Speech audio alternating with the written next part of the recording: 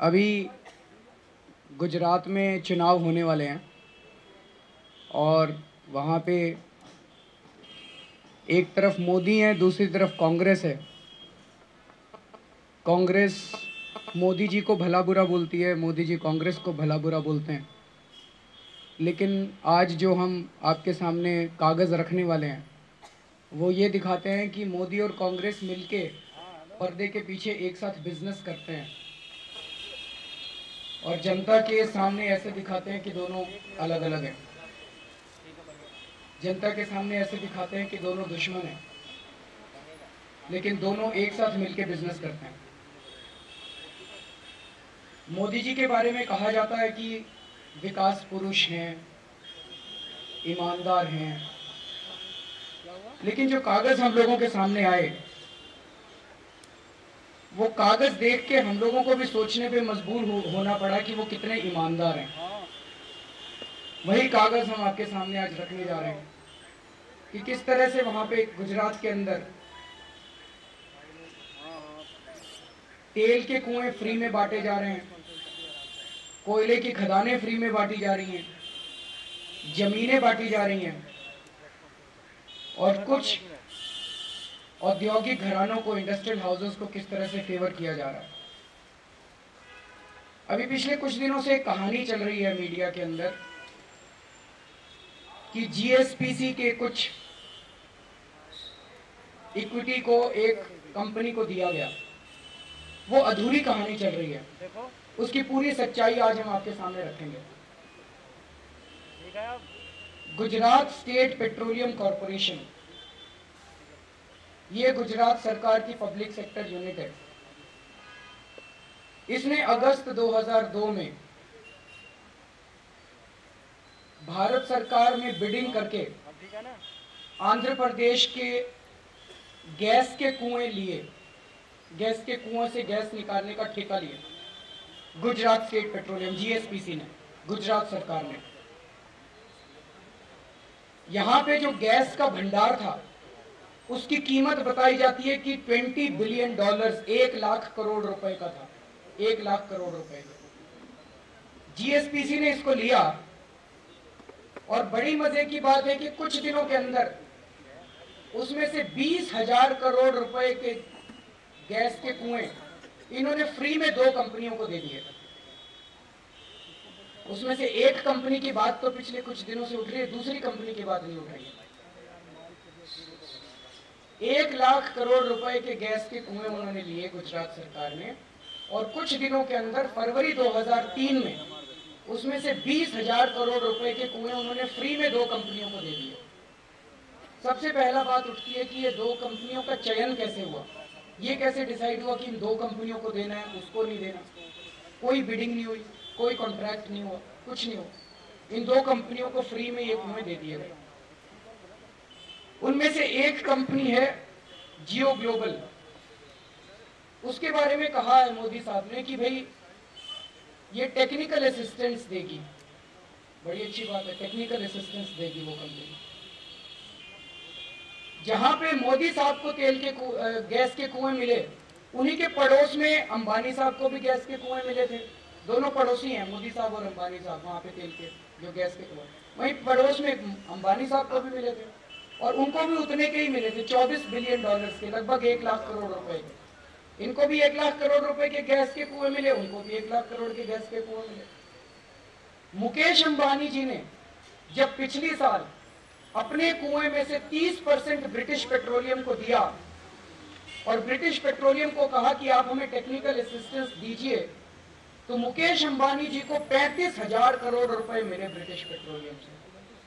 30% stake के 35,000 करोड़ रुपए। British petroleum को टेक्निकल असिस्टेंस भी देना था और ब्रिटिश पेट्रोलियम को 30% स्टेक मिला, बदले में उन्हें 35,000 करोड़। लेकिन मोदी साहब ने जब जियो ग्लोबल और इस कंपनी को 10-10%, दूसरी कंपनी का नाम है जुबिलेंट एम्प्रो प्राइवेट लिमिटेड, जियो ग्लोबल, और दोनों को 10-10% दिए, तो उनसे कुछ भी पैसा नहीं दिया। तो सीधे सीधे अगर कैलकुलेट करें तो 20,000 करोड़ रुपए का फायदा पहुंचाया। पहले तो देखते हैं ये जियो ग्लोबल क्या है। जियो ग्लोबल एक कंपनी है जिसका $64 ₹3200 में यह कंपनी बनी। $64 में यह कंपनी बनी। इस कंपनी का मालिक है John Paul Roy. John Paul Roy. और 6 दिन में कंपनी बनने के ₹3200 की कंपनी 6 दिन में कंपनी बनी और मोदी साहब ने 6 दिन के अंदर इसको 10,000 करोड़ रुपए के गैस के कुएं दे दिए। मोदी साहब का कहना है हमें टेक्निकल एक्सपर्टीज देंगे। सीएजी की रिपोर्ट कहती है इनके पास कुछ टेक्निकल एक्सपर्टीज है ही नहीं, देंगे क्या? इनको कुछ आता ही नहीं है। ₹3200 की कंपनी, इनको कुछ आता ही नहीं है, क्या टेक्निकल एक्सपर्टीज देंगे? तो ऐसा लगता है कि इस पूरी ट्रांजैक्शन का मकसद केवल ये था कि मोदी साहब 10,000 करोड़ रुपए का गैस का कुएं इनको देना चाहते थे। बड़ी मजे की बात यह है कि अगर केवल मोदी साहब दे रहे होते तो बहुत अच्छा था। ये जॉन पॉल रॉय कोई बड़ा महान इंसान है, उसको केवल मोदी साहब उन पे मेहरबान नहीं हो रहे, कांग्रेस भी मेहरबान हो रही है। सबसे पहले मोदी साहब ने इनको गैस के कुएं दिए, फ्री में दिए। उसके बाद यूपीए सरकार ने भी इनको खूब गैस के कुएं दिए। ऑयल इंडिया लिमिटेड ने केजी बेसिन में मार्च 2007 में इनको 10% गैस के कुएं दे दिए। फरवरी 2004 में, अप्रैल 2005 में, सितंबर 2005 में मोदी साहब ने फिर से अपने गैस के कुएं और दूसरे बेसिन में जितने थे वो भी उठा के उनको दे दिए। मार्च 2007 में बीकानेर में जो हमारे गैस के कुएं थे वो केंद्र सरकार ने उठा के दे दिए। तो एक बड़ी मजे की बात है, कनाडा से एक आदमी चला, उसका नाम था जॉन पॉल रॉय। उसकी जेब में ₹3200 थे। वो भारत पहुंचा। भारत पहुंच के पहले वो गुजरात गया। गुजरात में मोदी साहब से मिला। मोदी साहब उससे इतना इंप्रेस हुए कि उसे उठा के 10,000 करोड़ रुपए के कुएं दे दिए। फिर वो वहां से दिल्ली आया। 3-4 साल में दिल्ली में भारत सरकार बदल गई, कांग्रेस सरकार आई। फिर वो कांग्रेस वालों से मिला। कांग्रेस वाले तो खूब मेहरबान हो गए उसके ऊपर।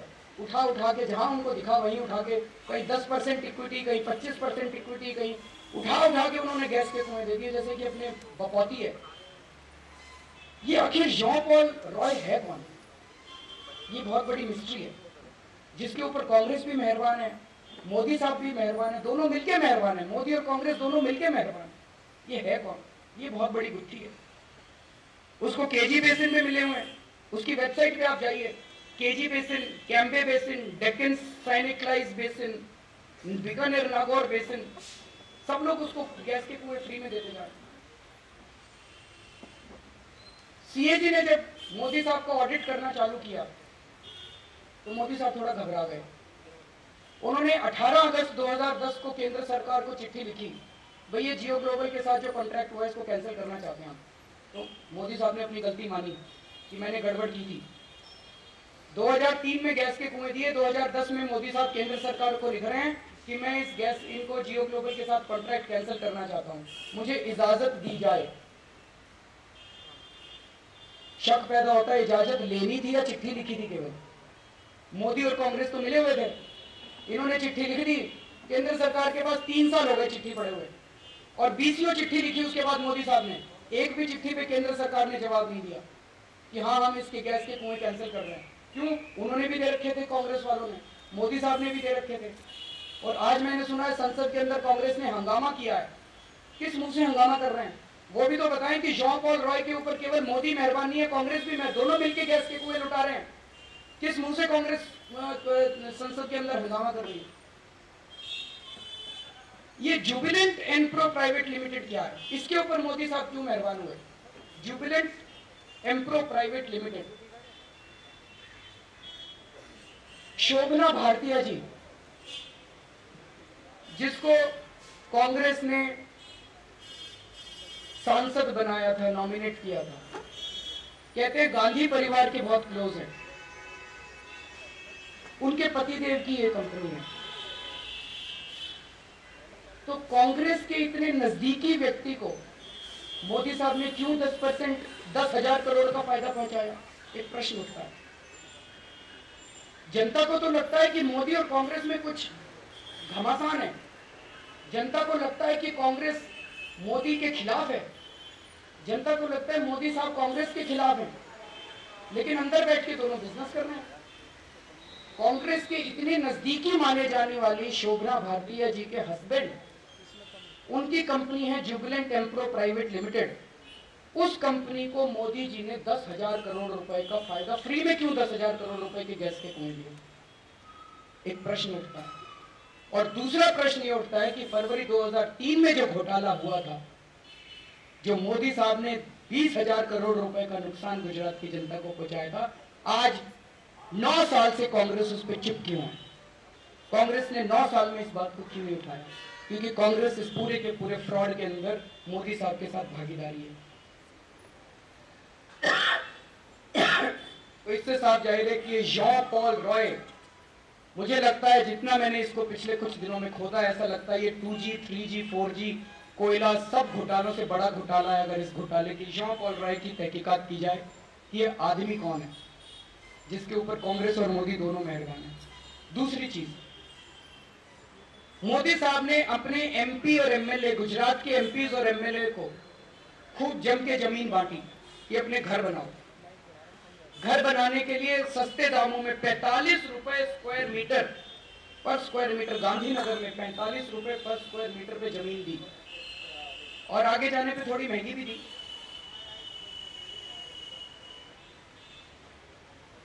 जमीन इसलिए दी थी कि आप इस पे घर बनाएंगे, पर घर बनाने की ना तो मंशा थी, जैसे ही जमीन मिली बेच दी, खूब पैसा मिल रहा था।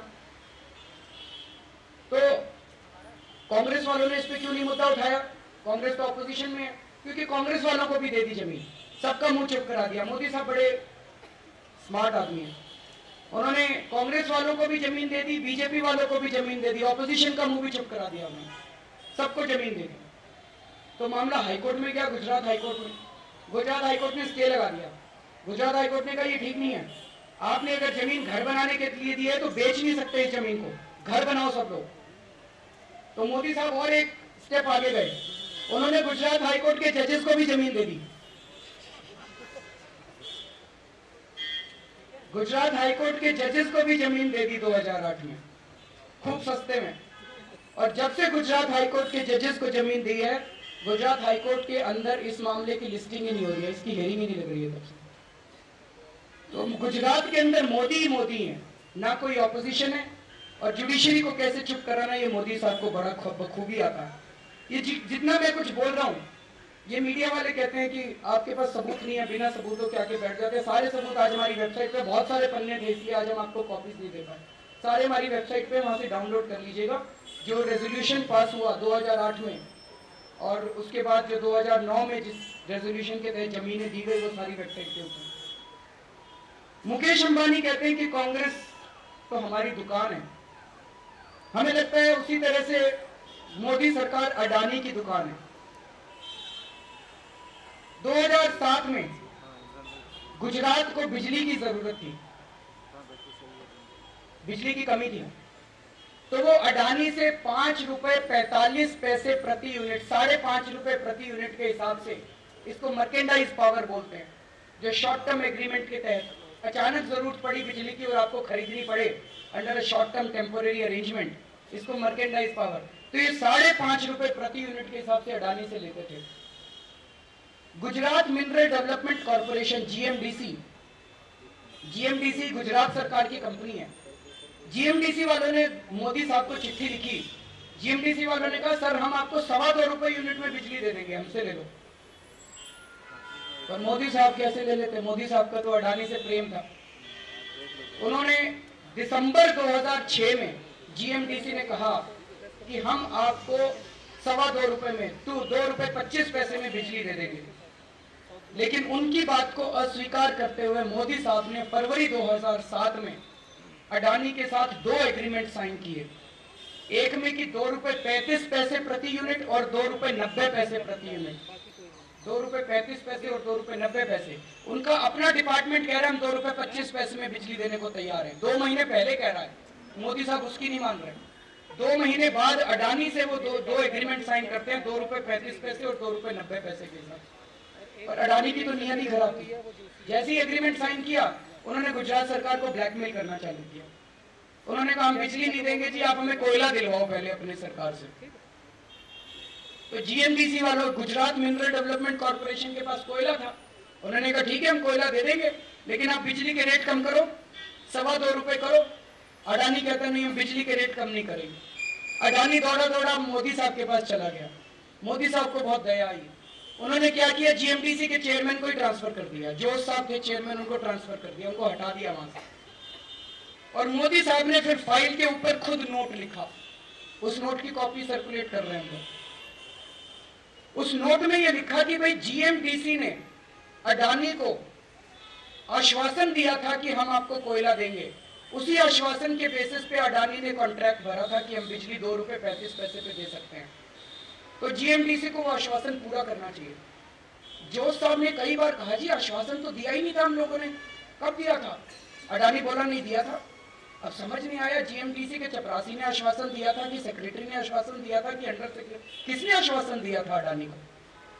अगर मोदी साहब के पास अडानी गया दौड़ा दौड़ा तो मोदी साहब को पूछना चाहिए था उनसे कि भाई किसने आश्वासन दिया, चिट्ठी दिखाओ। चिट्ठी कोई है ही नहीं, कहते जी वर्बल एश्योरेंस दिया था। किसने वर्बल एश्योरेंस दिया था? मोदी साहब ने फिर अपनी फाइल नोटिंग में लिखा, उनके दस्तखत है मोदी साहब के, कि ऐसा लगता है कि जीएमडीसी ने अडानी को आश्वासन दिया था, इसीलिए जो गुजरात सरकार के नैनी कोल ब्लॉक्स हैं, उन नैनी कोल ब्लॉक्स का 50% कोयला इनको दे दिया जाए फ्री में। बहुत अच्छा, कोयला बांट दिया, गैस के रिजर्व बांट दिए, अडानी को 50% कोयला मिल गया। कोयला मिलने के बाद अडानी ने जो एग्रीमेंट था गुजरात सरकार के पास बिजली का, वो एग्रीमेंट कैंसिल कर दिया। कोयला ले लिया, बिजली देने का एग्रीमेंट किया था कि 2 रुपए 35 पैसे पे बिजली देंगे, कोयले के ब्लॉक्स लेने के बाद कहा बिजली नहीं देंगे, अब कैंसिल कर दिया, एग्रीमेंट कैंसिल कर दिया। और गुजरात सरकार के साथ जब एग्रीमेंट कैंसिल किया तो मोदी को क्या कहना चाहिए था? मोदी साहब तो गुजरात की जनता के, उनका गुजरात की जनता का फायदा कराना उनका फर्ज है। मोदी साहब को उनको एक्शन लेना चाहिए था उनके खिलाफ। मोदी साहब ने एक्शन लेने की बजाय उनसे फिर 5.5 रुपए प्रति यूनिट बिजली लेनी चालू कर दी। 2 रुपए 35 पैसे पे बिजली देनी थी, वो एग्रीमेंट कैंसिल कर दिया, कोयले के ब्लॉक्स दे दिए, कोयले के ब्लॉक्स लूट के ले गए अडानी वाले, और उसके बाद उन्हीं से 5.5 रुपए फिर बिजली लेनी चालू कर दी। और पिछले साल गुजरात की विधानसभा में यह प्रश्न उठा था और सरकार ने माना कि आज तक गुजरात सरकार अडानी से 5.5 रुपए प्रति यूनिट के साथ बिजली ले रही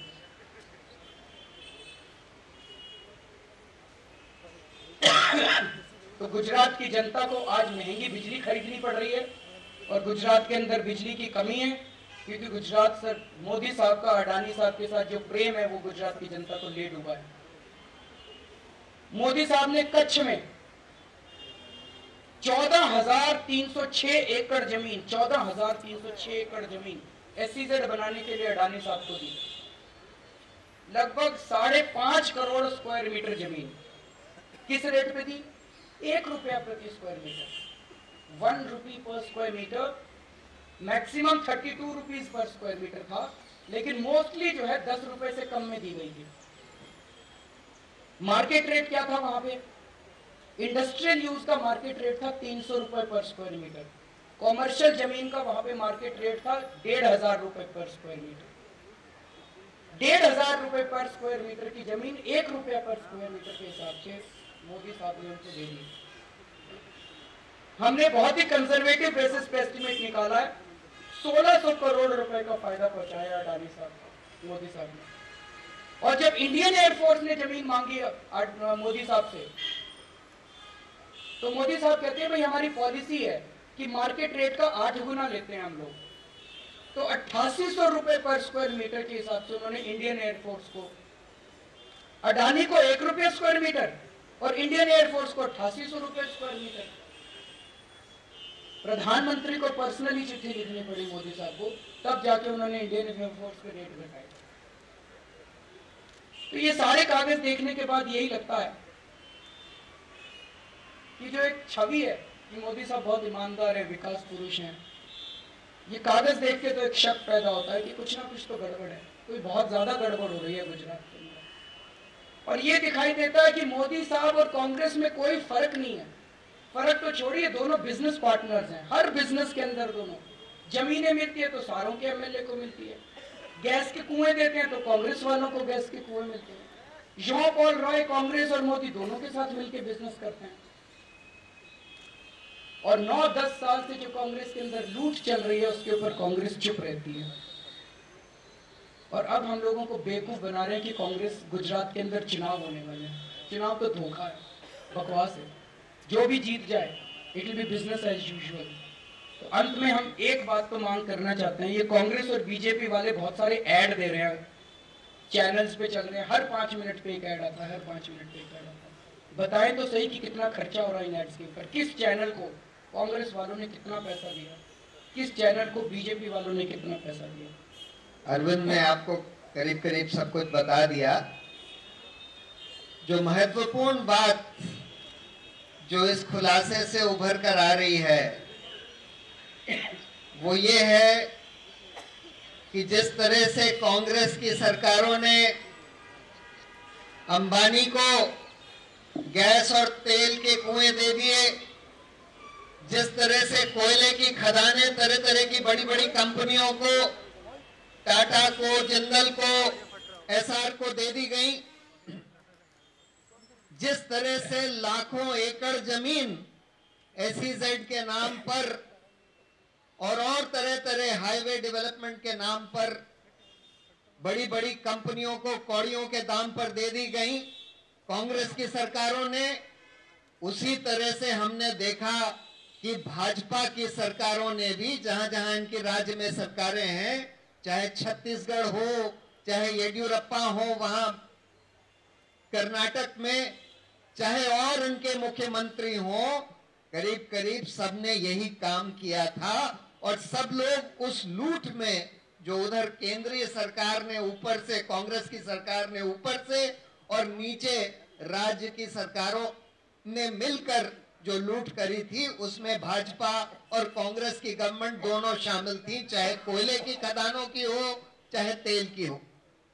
लेकिन एक छवि ये बनाई गई थी कि भाई मोदी जी तो बड़े ईमानदार आदमी हैं, भाजपा के बाकी मुख्यमंत्री जरूर बेईमान होंगे, लेकिन एक हवा ये बनाई गई है पूरे देश में कि भाई मोदी तो बड़े ईमानदार आदमी हैं, विकास पुरुष हैं, बड़ी ईमानदारी से उन्होंने वहां पर गुजरात में विकास किया।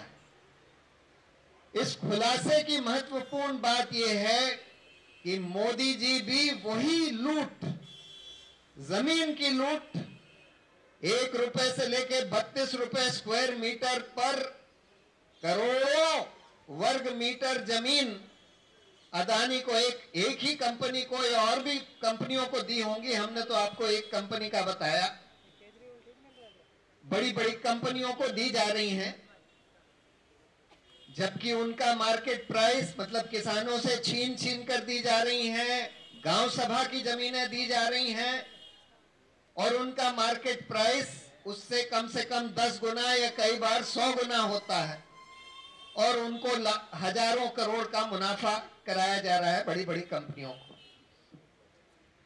और दूसरी मोदी जी का जो एक खास करिश्मा है कि वो कहते हैं कि अच्छा, पहले कहा जाता था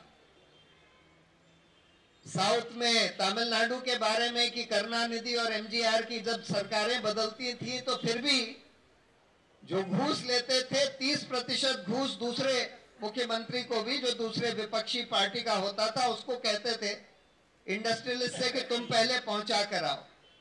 मोदी जी ने तो उसको इंस्टीट्यूशनलाइज कर लिया कि अच्छा हम जमीनें देंगे, एमपीओ को देंगे, एमएलए को देंगे, अभी वर्तमान भूतपूर्व सबको देंगे, लेकिन भाजपा को भी देंगे, कांग्रेस को भी देंगे, जिससे कि कांग्रेस वाले उसके बारे में कुछ ना बोलें, उस मुद्दे को ना उठाएं। जब हाईकोर्ट ने उस पर रोक लगा दी, 2001 में ही हाईकोर्ट ने रोक लगा दी, ये जो एमपीज और एमएलएस को दे रहे थे, उन्होंने बोला बिल्कुल आर्बिट्ररी है, कोई पॉलिसी नहीं है, ये लोग मुनाफा कमा कमा के बेच के चले जाते हैं। उसके तुरंत बाद ये मोदी जी सुप्रीम कोर्ट गए, सुप्रीम कोर्ट से हाई कोर्ट का ऑर्डर स्टे करा लिया और उसके बाद कई साल तक फिर से देते रहे और देते भी रहे और बेचने की परमिशन भी देते रहे। आज अलॉटमेंट होता है, कल परमिशन दे दी जाती है, दी तो जा रही है इस नाम से कि भाई आपको घर बनाने के लिए दी जा रही है, जबकि उनको ऑफिशियल हाउसेस मिलते हैं एमपीज एमएलएस को, और इसीलिए हाईकोर्ट ने रोक लगाई थी। लेकिन सुप्रीम कोर्ट से हाईकोर्ट का ऑर्डर स्टे करा लिया और बांटते रहे। जब सुप्रीम कोर्ट ने ऑर्डर वेकेट किया और हाईकोर्ट को बोला कि अच्छा अब तुम हाईकोर्ट इसकी सुनवाई करके इसका फाइनल फैसला करे, उस समय मोदी जी ने ये नई स्कीम निकाली कि अच्छा अब सब हाईकोर्ट के जजों को भी दे दिया जाए, और तकरीबन सारे हाईकोर्ट के जज रिटायर्ड, सिटिंग, जो सुप्रीम कोर्ट में भी जा चुके थे, सबको दे दिया गया अपना। और उसके बाद हाईकोर्ट में उस मामले की कोई सुनवाई नहीं करी गई 2008 के बाद, और वहीं पर आज भी लंबित है मामला। तो इसलिए ये जो छवि बनाई गई है, ये इस हम लोगों की थोड़ी सी ही तहकीकात से ये साफ जाहिर हो गया है कि छवि बिल्कुल बोगस है।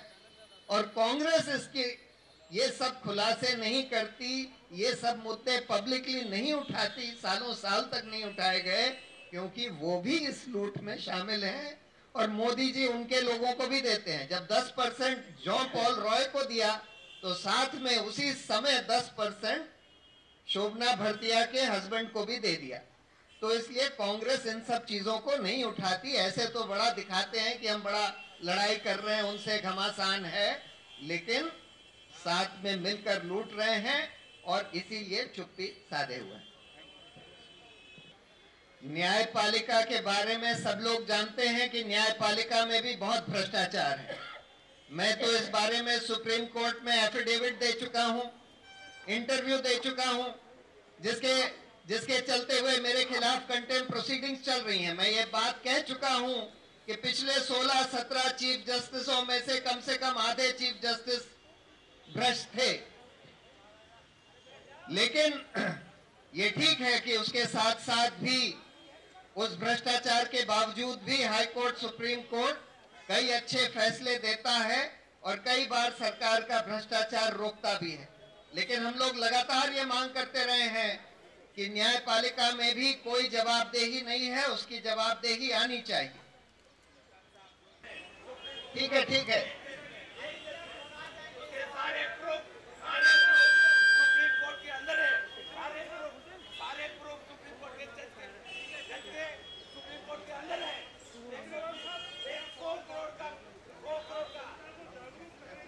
अभी सोचा नहीं है उस बारे में, सोच सकते हैं हम लोग, अभी डिसाइड नहीं।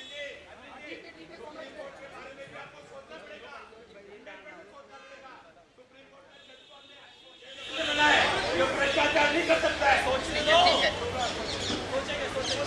हाँ, और कोई सवाल? और कोई सवाल किसी का? Who is Jean Paul Roy and what is Modi's relationship with him?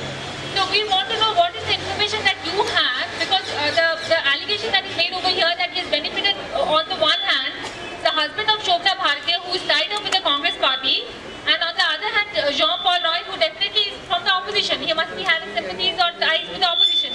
So what is the information that you have on this person? No, how can Jean Paul Roy have ties with opposition? Jean Paul Roy is getting contracts both from Congress and BJP. In Gujarat, Modi is giving him contracts, and then Jean Paul Roy comes to Delhi and Congress starts giving him contracts, participating interests in several oil fields. So Jean Paul Roy is close to both the parties.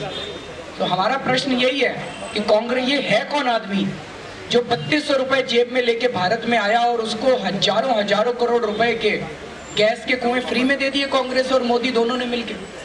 इसकी तहकीकात होनी चाहिए, हमें भी नहीं पता। आप इसकी वेबसाइट पे जाके देखिए, जियो ग्लोबल की वेबसाइट पे जाके। नहीं, हम ऐसा नहीं मानते, सारे एक जैसे हैं। मौके की बात है, जिसको जितना मौका मिलता है।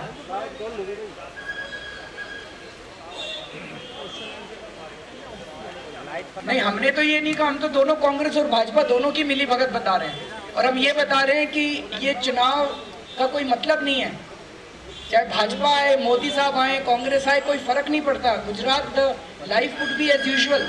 गुजरात बदलने वाला नहीं है, जनता के पास ऑप्शन नहीं है, जनता त्राही कर रही है, और ये सारी पार्टियां मिली हुई हैं, हमें बेवकूफ बनाती हैं।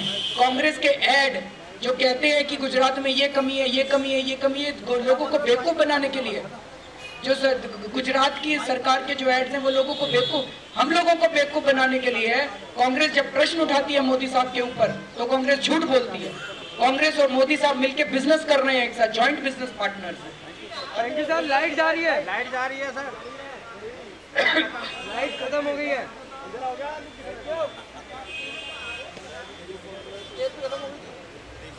ये दुर्भाग्य है ना देश का, यही तो दुर्भाग्य है देश का। इसी वजह से इस आम आदमी के और आम औरतों को, इस देश के लोगों को मिलकर पार्टी बनानी पड़ी। हम चुनाव में हैं या नहीं है वो मुद्दा नहीं है। हमने बार बार कहा था कि हम सत्ता की राजनीति नहीं खेल रहे हैं। इस देश के अंदर अगर गुजरात को लूटा जा रहा है तो उसकी आवाज तो हम उठाएंगे, चाहे दिल्ली में उठाएं, चाहे अहमदाबाद में जाके उठाएं, कहीं भी उठाएं, आवाज तो हम उठाएंगे। अभी तो क्वेश्चन है लाइट जा रही है, लाइट जा रही है, खत्म। Arvind, you are saying that the favors were given to this company by Gujarat government, who is got scared and it recommended central government in 2010 to cancel the agreement with Jio Global. Little clarity here. I mean, the state government is asking center to.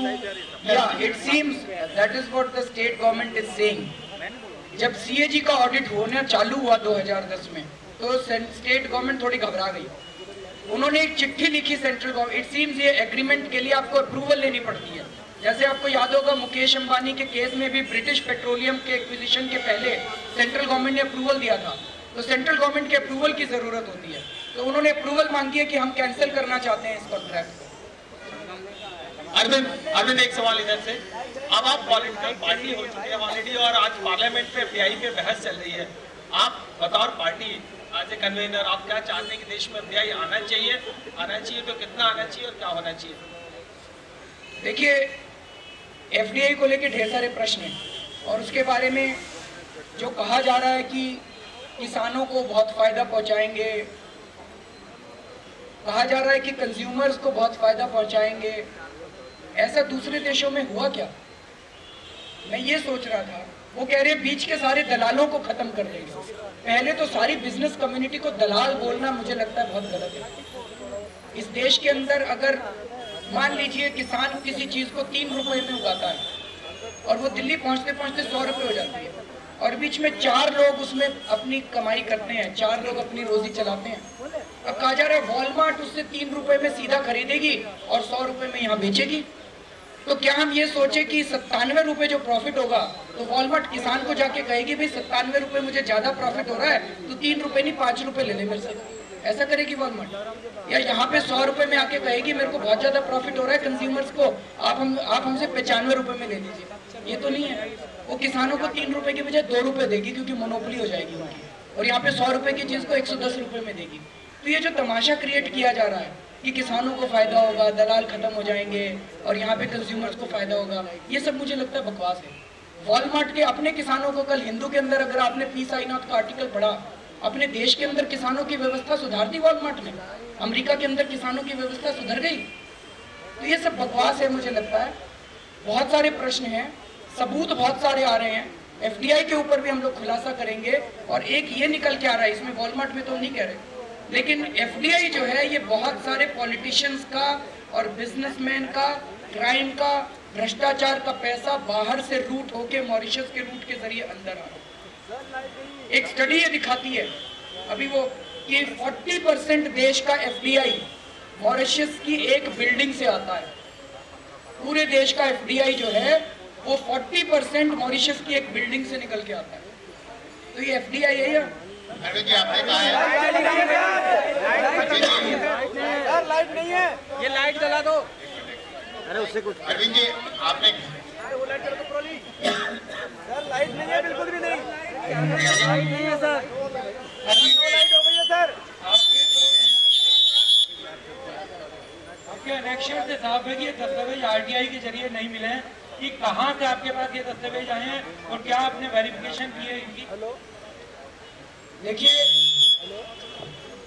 Sanjeev Bhatt ने हम लोगों को approach किया, संजीव भट्ट ने मुझे approach किया और संजीव भट्ट ने कुछ डॉक्यूमेंट्स दिए, ये जीएसपीसी से रिलेटेड और अडानी से रिलेटेड।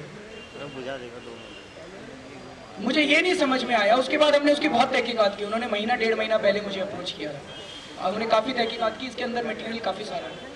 लेकिन मुझे ये नहीं समझ में आया कि संजीव भट्ट ने ये मामला खुद क्यों नहीं उठाया। संजीव भट्ट जी की धर्मपत्नी ने ये मामला क्यों नहीं उठाया, वो तो मोदी जी के खिलाफ लड़ रही है।